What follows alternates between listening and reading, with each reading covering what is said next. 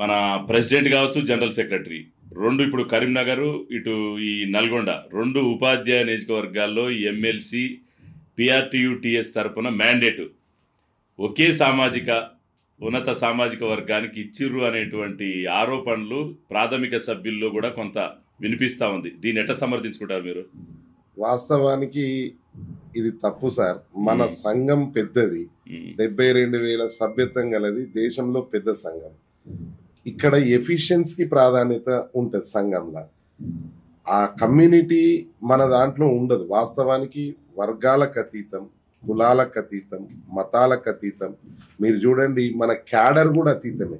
ఇందులో head masters ఉంటారు, school assistant ఉంటారు, హెచ్జిటీలు ఉంటారు, మరి లాంగ్వేజ్ పండిట్స్ ఉంటారు, వ్యాయామ ఉపాధ్యాయులు ఉంటారు. ఎట్ ద సేమ్ టైం మీరు గమనించండి, పిఆర్టీ పంచాయతీరాజ్ ఉపాధ్యాయ సంఘం ఈరోజు ప్రోగ్రెసివ్ రికగ్నైజ్డ్ టీచర్స్ యూనియన్గా మారడానికి గల కారణం ఏంటంటే, ఇందులో KGBV, modern school, residential school కూడా మనం సభ్యత్వం ఇస్తున్నాం. ప్రభుత్వ ఉపాధ్యాయులతో కూడా మనం సభ్యత్వం ఇస్తున్నాం. అందరికీ సభ్యత్వం ఇస్తున్నాం. కాబట్టి ఈయన అన్ని రకాల మిలీనమైనటువంటి ఒక పెద్ద సంఘం. ఇక్కడ ఏం కోరుకుంటారంటే, టీచర్లు సర్వీస్ అందించే వ్యక్తికి అవకాశం కల్పించాలని కోరుకుంటారు.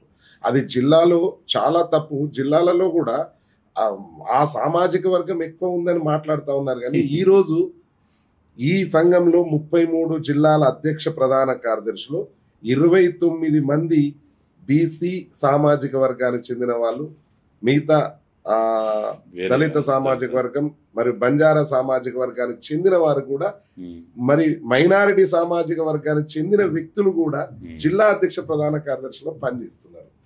మరి దీన్ని మరి ఏ విధంగా రిసీవ్ చేసుకోవాలో మీరు చెప్పండి.